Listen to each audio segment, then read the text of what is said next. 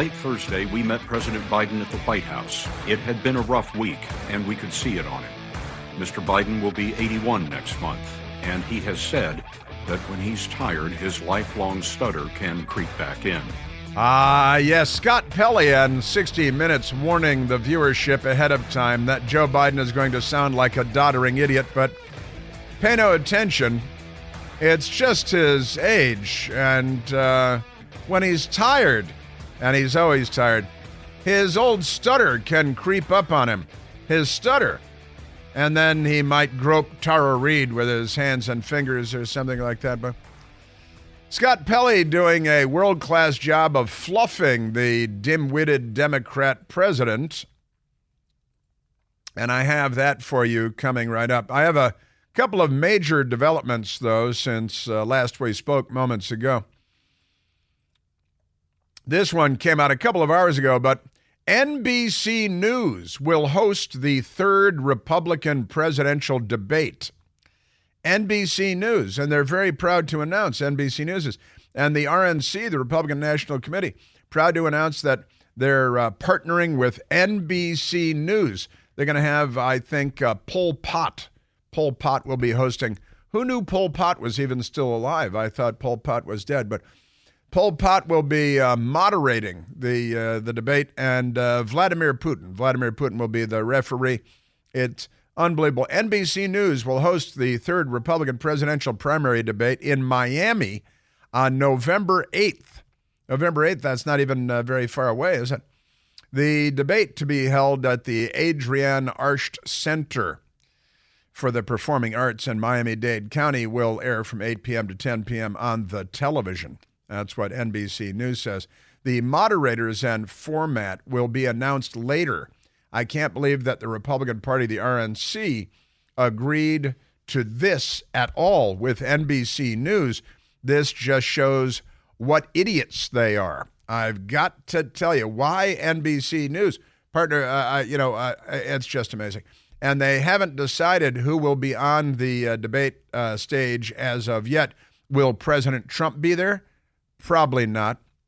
When are the Democrat debates scheduled?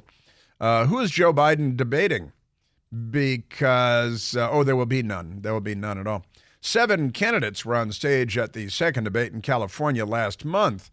It's not clear how many will qualify again. Last time, you may recall, it was at the Ronald Reagan Library with Air Force One, the old Air Force One behind him. Great library. If you've never been there, you should make a pilgrimage there. Great stuff. Not clear how many will qualify again because the Republican National Committee has raised the polling and donor thresholds for the third contest, but they've lowered the journalistic threshold. To qualify, candidates must now have campaign contributions from at least 70,000 unique donors. 70,000. They must also register at least 4% in 2 national polls, or in 1 national poll and 1 early state poll that meets the RNC's polling requirements. Qualifying candidates must also pledge to support the eventual GOP nominee. I don't like any of that stuff, but honestly, NBC News, are you kidding me? This is what you guys have decided to do at the RNC? Hey, and are they going to have Rachel Maddow, who is Pol Pot? She's she's the modern equivalent of Pol Pot. She's very Pol Pot-ish. And this makes no sense at all, but that's your Republican Party for you.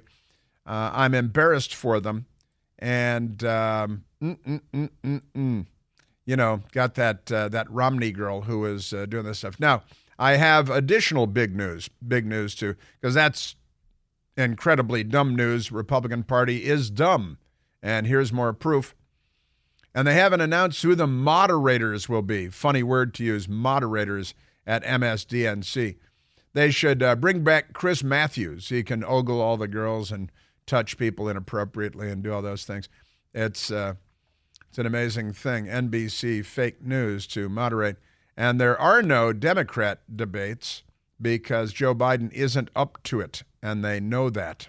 Now, here's the other big news. Kevin McCarthy, the now former Speaker of the House, has announced that he is endorsing Jim Jordan for Speaker of the House, endorsing Congressman Jim Jordan to be Speaker of the House. I'm going to support Jim Jordan. That's in quotation marks, just in case there's any doubt.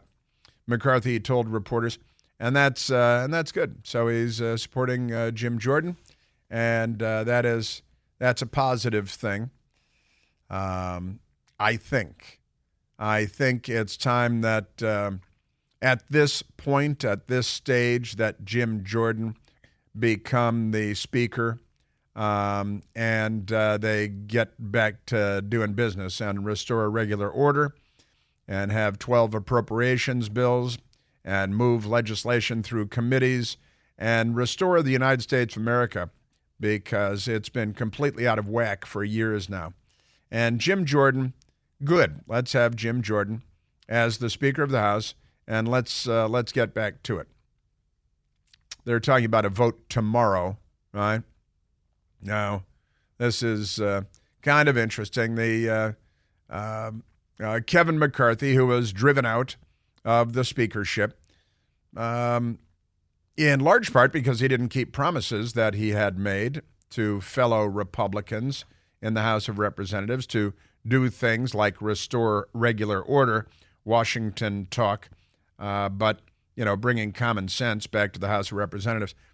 And with Kevin McCarthy backing him, perhaps we can get to the point where he'll have the 217 votes needed to make him Speaker of the House. The Democrats, of course, are going to monkey wrench the system, and there are idiot Republicans in the House that are saying, well, we'll work with the Democrats on getting them to vote for.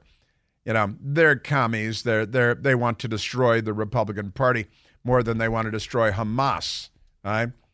Because, Republican Party people wave the American flag and raise their boys to be boys and their girls to be girls and don't loot any place. And so, And today's headline it was actually yesterday's headline. Jim Jordan races to try to change minds of holdouts in bid for House Speaker. Right-wing speakership contender says he thinks he has 217 votes needed to win as colleague Mike Johnson waits in the wings. Politics is a crazy and stupid business, and this is the Guardian out of the UK again. The right-wing Congressman Jim Jordan is seeking to shore up support for his bid to succeed Kevin McCarthy as House Speaker. I'd like to have these people, honestly, I'd like to ask them to define, when you say right-wing, how would you define that? Because I don't think they can. They don't know what it means. They just call you names. They hurl names at you. They think that's name-calling. And then they loot your neighborhood Wawa store and your neighborhood Loot Lemon. And they show up with Louis Vuitton luggage, all stolen. They burn police cars, sack, loot, and plunder our cities from coast to coast, and then call you names. So it's Democrats. You know how they are. All right, let's go to Lunch Bucket Joe. Let's go to Lunch Bucket Joe because Joe Biden, you heard Scott Pelly opening with, he gets tired a lot, and you could see it on him. In fact, let me do that. Let me do, it's only 14 seconds. Scott Pelly setting up Joe Biden as a tired old grump. Late Thursday, we met President Biden at the White House. It had been a rough week, and we could see it on him. Mr. Biden will be 81 next month, and he has said that when he's tired, his lifelong stutter can creep back in. They're just preparing you because he's a stammering idiot who falls on every staircase, and it's time really to move Joe Biden out of the White House, single-floor living. Either that or give him a bedroom next to the Oval Office because, it's time for single-floor living for Joe Biden. Scott Pelly, listen to this. He was so gracious, Joe Biden was, to work us into his incredibly busy schedule, which begins at about 11 a.m. every day and ends at about 2 p.m. every day. And there is nothing on his schedule on almost any day. But Scott Pelly wanted to lie to the 60 Minutes viewers about how busy Joe Biden is. But he wedged us into his schedule to express his commitment to Israel after the massacre of more than 1,000 civilians 8 days ago. Yeah, 1,300, 1,000. The 1,300, 300 is not a rounding error on 1,000. But that's, of course, it was Thursday, that they talked to him. Then it aired on. So he wedged us into his busy schedule. His schedule is the subject of derision and mockery on a daily basis when they post it, because he doesn't do more or less anything. Now, here's Joe Biden. He is asked, what do you think about this whole Israel dust-up with the radical Islamic jihadi terrorist, blood-drenched murder cult, the genocidal anti-Semites? And Joe Biden weighed in. Israel has one of the finest fighting forces in the country. I guarantee we're going to provide them everything they need. I'm sorry, Israel has one of the best fighting forces in the country, is what he said. Israel has one of the finest fighting forces in the country. In the country. In what country? In Israel, because there are other fighting forces in Israel. But yeah, they have one of the finest fighting forces in the country, and we're going to give them everything they need. But if they already have the finest fighting in the country, so that must be his stutter.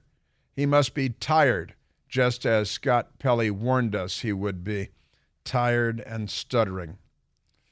Joe Biden has a team of heavyweights like Antony Blinken and Jake Sullivan to back him up, which is why the Western world is being rolled right over. Yes, our team is talking with them about that and whether there could be a safe zone. We're also talking with the Egyptians, whether there's an outlet to get these children and women out out of that area at this moment. But it's hard. What? I'm sorry, what? It's time for him to go. He needs to leave the White House and the presidency. He is not up to this. He needs to move to Seizure World. He needs single-floor living. It's time. Of course, he's got all these multi-million-dollar houses that he bought somehow magically on his senator and vice president salary. We need a safe zone, he said, for the terrorists. Well, they're not all terrorists, Chris. The Germans weren't all Nazis, but we bombed the hell out of them for a number of years. I remember that. And he's talking to Egypt. Egypt has a border wall, and they don't let anybody into the country because their border wall works. Now, the troglodytes, they blew up and cut through the border barriers when they attacked Israel to murder all of the babies and the women and the mothers and the Holocaust survivors and butcher them and slash their throats and cut their heads off and rape them, and not necessarily in that order. But Egypt, you see, they've announced they don't want these people crossing in, these Palestinians, their fellow Arabs, their fellow Muslims. And, they're not ethnically different, by the way, Egypt and the so-called Palestinians, who are Arabs like Jordanians or Syrians or never mind all that. But just amazing. You're Joe Biden. There he is. And the women and children out of Gaza, because they're all innocent, right? That's the thing about them. Joe Biden. That's our president. And Scott Pelly doing the work of the Democrat Party, because you know how they are. They're the news media, and it is good to be a Democrat. Joe Biden was tired. He squeezed us into his busy schedule.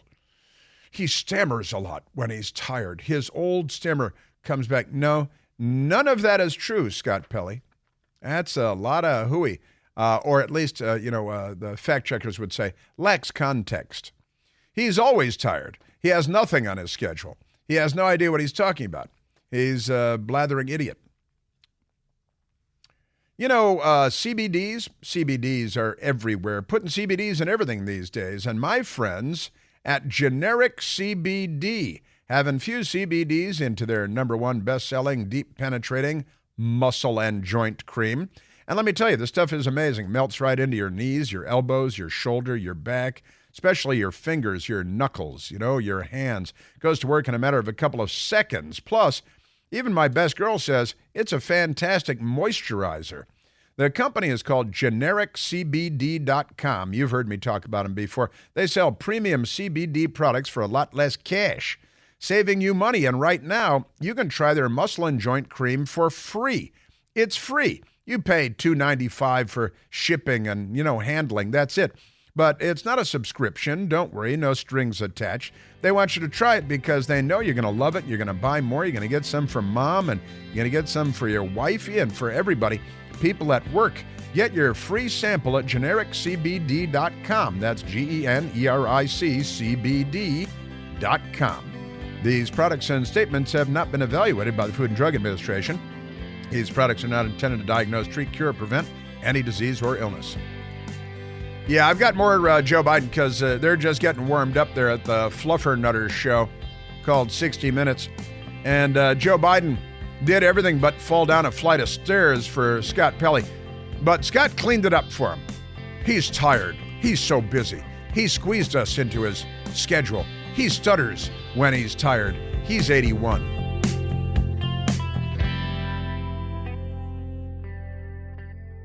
Hey, it's Chris Plant, excited to tell you about our July 2024 Listener Sea Cruise. We'll be sailing around the British Isles, visiting Scotland and Ireland. Please join us. Book by this July 31st for extra savings. Visit ChrisPlantCruise.com.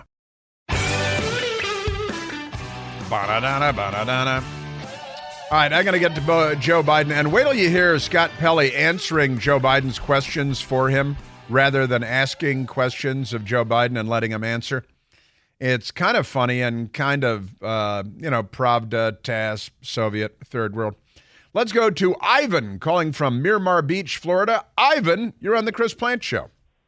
Hey, Chris, how you doing, man? I haven't spoken to you for a while. Welcome. Hey, Chris, one honest journalistic question will tell you everything or elucidate everything that you need to know about the Israeli-Palestinian situation.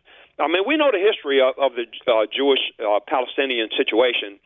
But if one honest journalist would ask the question, well, what precipitated this attack on Israel? That simple question, Chris. What precipitated this attack on Israel? And and it tells you very clearly that nothing did. The Palestinians don't need a reason to kill Jews. They need no reason to kill Jews. That should tell you everything you need to know, Chris. You're right, of course.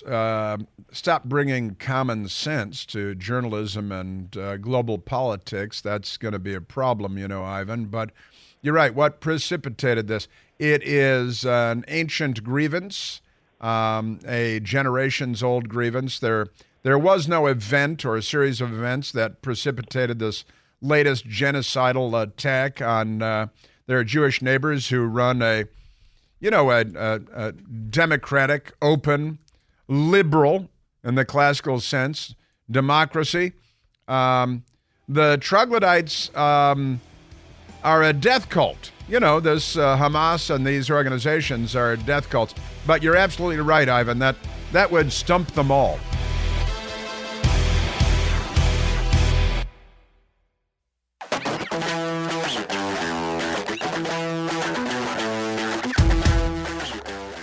Let's get back to, speaking of got no place to go, let's get back to Lunch Bucket Joe and fluffy Scott Pelly.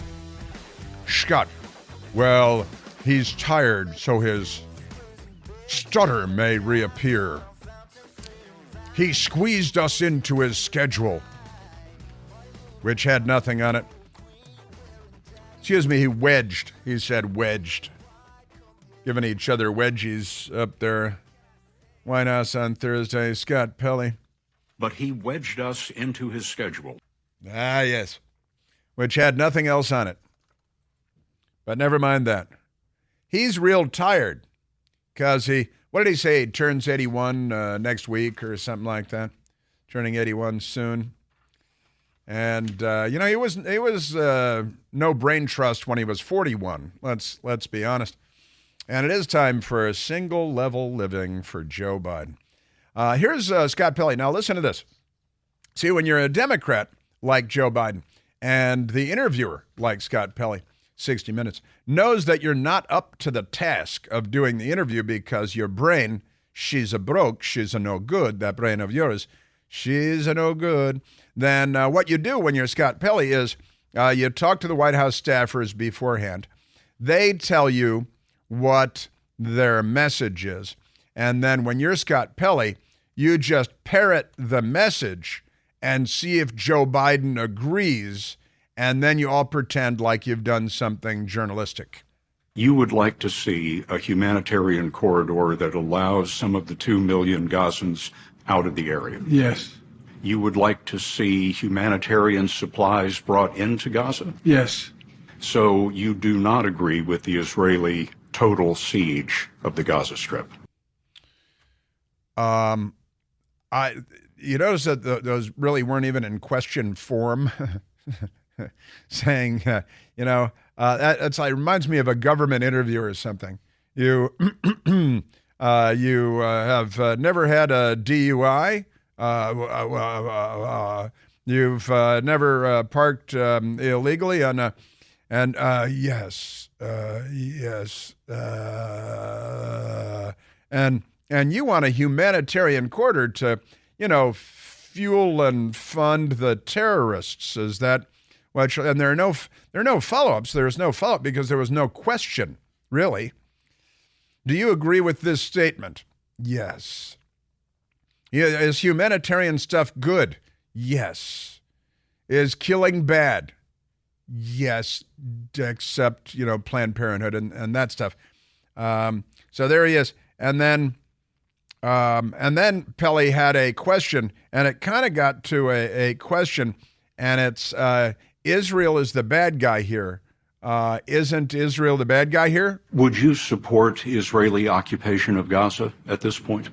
I think it'd be a big mistake. Look, at this point, what happened in Gaza, in my view, is his view. Hamas and the extreme elements of Hamas don't represent all the Palestinian people. They're like MAGA. And I think that it would be a mistake for Israel to occupy Gaza again. But to going in and taking out the extremists, the Hezbollah is up north, but Hamas down south is a necessary requirement.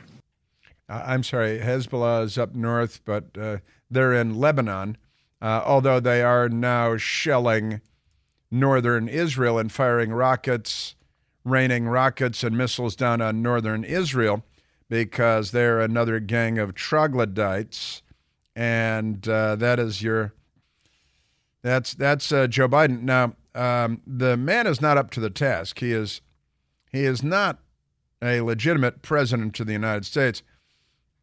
And Israel is evacuating an endless number of villages and towns in northern Israel, close to the border with Lebanon, and too numerous to tick off here, but, Manara, Matula, and Shatula, and Arab al-Ramza, and Rosh Hankara, and there are dozens of communities that are being evacuated of all of the Israelis. Man, I'm telling you, that's what's going on there, as they're standing by for the next radical Islamic jihadi army to rain, and it's happening already, to rain death down upon them.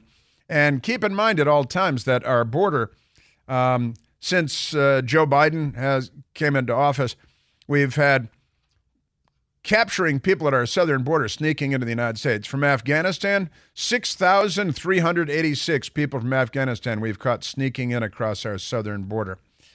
3,153 from Egypt, 659 from Iran, 123 from Iraq. Iran is a really huge problem. 185 from Jordan, 164 from Lebanon, from Mauritania in Africa, 15,594 people caught crossing our border from Mauritania. We're not scoring the ones that we didn't catch. And from Turkey, 30,830. From Uzbekistan, 13,624. People caught coming across our southern border since Joe Biden came in. That didn't come up at the, because that's a national security threat. And it didn't come up talking to Jake Sullivan on NBC yesterday. Didn't come up talking to Joe Biden. And and Joe Biden is like, Hezbollah, and he doesn't know where they are. He thinks they're in the West Bank. That's the Palestinian Authority. Hezbollah is a radical Islamic terrorist group paid, funded by Iran. We have multiple reports on the Iranian senior officials meeting in Beirut in Lebanon with the Hezbollah leaders just days before the attack was launched. And we can't believe what our own government is telling us, the intelligence community, the FBI, the White House. And we can't believe what the news media is telling us, which is why I have posted over my desk here the old Elena Gorakova quote from her book. During the Soviet days, she was a Soviet author, a young woman, and her book, Mountain of Crumbs, where she wrote, "The rules are simple. They lied to us. We know they're lying. They know we know they're lying, but they keep lying to us. And we keep pretending to believe them. I do not keep pretending to believe them, nor do I think you keep pretending to believe them either, but Elena Gorakova." All right, let's get back to Scott Pelly, speaking of the Soviet Union and Mountain of Crumbs. Here's Scott Pelly teeing up the prepared responses from the sock puppet, President of the United States, Joseph Robinette Biden. I wonder, what is your message to Hezbollah and its backer, Iran? Have a nice day. Don't. Don't come across the border. Don't escalate this war. That's right. He's trying to interpret what the three don'ts meant. What was the third one? It's the rule of three, Scott Pelly. Technically said 4 don'ts. Don't escalate. Did he say 4 don'ts? Don't. Oh, you're right. He did. 4 don'ts. Don't escalate. Don't come across the border. Well, they're already firing rockets, raining rockets, and murdering from afar. And didn't you just free up $6 billion for the Iranians? That didn't come up in the interview either. And didn't the Obama-Biden administration funnel tens of billions of dollars and plane loads of cash, shrink-wrapped pallets of euros, not even American dollars? Aren't you the guys who are allowing them to enrich uranium and spin centrifuges and advance their ballistic missile program, where they write death to the great Satan on the nose cone of their ballistic missiles as the range continues to expand, and you're providing them with billions and billions of dollars when you know they're the number one, far and away, state sponsor of radical Islamic terror in the world? And then Pelly asks him, is Iran behind this? And he gives just a total BS response. Is Iran behind the Gaza war? Yes. I don't want to get into classified information, but to be very blunt with you, there is no clear evidence of that. Lie. At this point, no evidence. I'm sorry. Now you go to the Wall Street Journal piece where they had the details on the Iranian officials meeting in Beirut with the Hezbollah officials, and it's documented, and the timing, but they don't do that because they're not journalists; they're Democrats, and there's no evidence of that. And then I think that even the New York Stinking Times had a follow-up piece on the Wall Street Journal on the meetings in Beirut just before all this started. Now, you may recall a little bit earlier, one of the sound bites we played a little while ago, he said, well, the Hamas, that they don't represent the Palestinian people, who aren't really a separate people, but that's okay. There's just some extremist elements, and I was reminded that's why he talks about Republicans, the MAGA extremists. So they use the same parameters, the same definitional terms to describe Hamas, and some of them being extremists, that he uses those MAGA Republican extremists, right? Those MAGA Republicans. And here comes Joe Biden with the terrible Republicans. And Scott Pelly turned the corner during the conversation, say, hey, now we're done defending Hamas. Let's attack Republicans. And again, the same terminology, the same terms being used by Joe Biden to describe and define the Republican Party and Republicans that he used to define and describe Hamas, radical Islamic terrorist group, genocidal anti-Semites, Jew haters, and it's good to be a Democrat. Look, this is not your father's Republican Party. Right. 30% of it is made up of these MAGA Republicans. 30%. Or maybe democracy is something they don't look at it the same way you and I look at democracy. Yeah, those MAGA Republicans don't look at democracy the same way that you and I look at democracy. You look at it as a gang of criminals shooting people, looting stores, burning police stations, tearing down society, ripping down historical posters and paintings and sculptures and statues, all of Democrats and pain. But, 30% of the MAGA Republicans. And, honestly, the dumb people that misbehaved on Capitol Hill on January 6th gave the Democrats the greatest gift that they've ever had. Were it not for that, they would have absolutely nothing to talk about. You guys, hey, Democrats, stop shooting people. Stop having looting riots. We had a mob violence action on Friday evening, 1 mile from this radio station, with 300 Utes. And the police came out like it was, the Kennedy assassination, and didn't arrest anybody because they know that the Democrats, you know how they are. By the way, a new ABC News poll finds that they asked a question: what do you think of Joe Biden's handling of the terrorist war against Israel? And 54% of us disapprove of Joe Biden's handling of the Israel war being perpetrated by the troglodytes, and only 41% approve of his handling. Those are mostly Democrat anti-Semites, as it turns out. Oh, Antony Blinken is in Israel again today, by the way. And the number of Americans killed is now up to 30 Americans killed in the troglodyte attack last week. And we don't know how many hostages, American hostages, are being held. But now the estimate of the number of hostages is 199. 199. So then when wrapping up his fluff job of Joe Biden, Scott Pelly, he started by saying, "Poor Joe, he's so busy. He squeezed us into wedged us into his schedule like a wedgie." And now, as they're wrapping up, they're trying to clean up for him again. America's oldest president seemed tired from directing all of this, but he was very clear on what he stood for and how his policies, in his view, would see America through. He seemed tired from directing all of this. He was directing all of this? That's what was going on there? He was directing it. That's what they say. It is good to be a Democrat, and that is a pretty good example of why I like to say it's good to be a Democrat, because no Republican would get that kind of kid gloves treatment where you get quite the opposite. They shove you down the stairs when you're a Republican.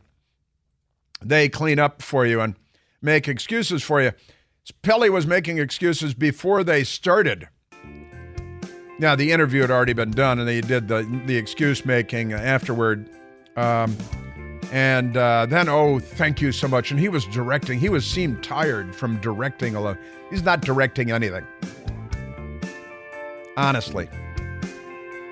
But when you're a Democrat, this is what you can rely on the press to do for you.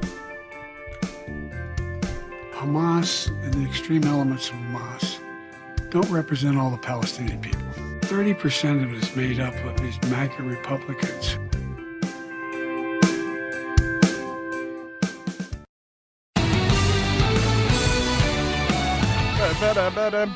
So the McDonald's Corporation has apparently provided some free meals in Israel to Israeli troops. And lefties are calling for boycotts of McDonald's because they're genocidal anti-Semites all over the Democrat Party. The story, what is that story? I touched on it on Friday. I'm a proud Democrat, and my party has an anti-Semitism problem. Well, it's kind of like the Irish drunk, I don't have a drinking problem. I drink, I get drunk, I fall down, no problem, right? And with the Democrats, they don't have an anti-Semitism problem because, they don't think it's a problem, but they are. And where's the JLM? The Washington Examiner asks the question today. Where's the Jewish Lives Matter movement? Where's the Jewish Lives Matter movement? JLM, right? We had George Floyd died, a heart problem while being arrested yet again, and the Democrats burned our cities and police stations and police cars and everything. All right, let's go to this Chuck Nash guy, U.S. Navy captain, old fighter pilot, and Chuck Nash. He was on the Fox News channel over the weekend, and I thought, wow, this guy's making sense. Our intelligence community, the Israeli intelligence community, both top-notch, missed this whole thing. Hamas had to know with certainty that by doing what they did, that the Israelis would have no choice but to come in full throat. The question is, what have we missed with that? What's waiting for those troops when they enter in there that we haven't thought about or that our intelligence community hasn't figured out? Chuck Nash was making a lot of sense, and I don't know him, but he was making a lot of sense this weekend. This whole thing has been set up as plotted. It was planned for years in advance. The Iranians were involved in it. Joe Biden's lying to us about it. Retired Navy captain and fighter pilot Chuck Nash. I can't believe that Hamas just did step one without thinking about step 2 and 3. So I think there's a lot of surprise in the weeks ahead. I think that is a very smart consideration. What's behind door number 2, Captain Chuck Nash? War is the dumbest thing that we do, but sometimes it's necessary and we do it. And the uncertainty that surrounds all of that activity, it's so unpredictable. Once you unleash the dogs of war, it just takes on a life of its own, and you're always playing catch up.